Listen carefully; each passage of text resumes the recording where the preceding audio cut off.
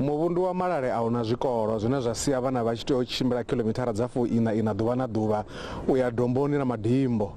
Musi ḽifhungo ḽi sa tou tandulwa vhana vha ḓo dzula vha hanefha vha sa khou ya zwikoloni. Musi vho angandeyanga zwine vha ri ndi u sa londa nga vha muhasho wa zwa pfunzo, vhabebi na vhana vho gwalaba zwiṱaraṱani vho ḓo vala gondo ḽa R525 vhukati ha Bokumagiri na Vhugalapu kha Baulo. Vhana vha ri ndi kale vha sa khou ya tshikoloni nahone vha khou salela murahu. Nṋe thi khou ḓipfa sharp ngori vhana vha tshikolo a vha khou ya tshikoloni ndi na 3 weeks khou ya tshikoloni.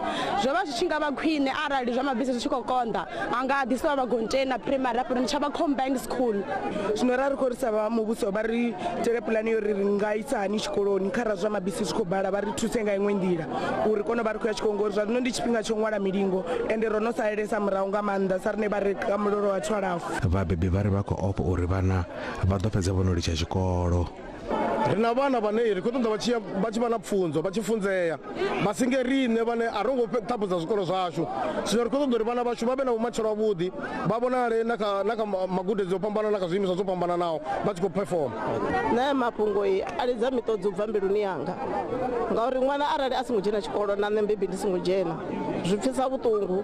Ri tshi sedza havha vhana vhangafha fhano Malale hu ḓo bva zwigevhenga zwinzhi zwine zwa ḓo sia shango ḽi si na mulalo.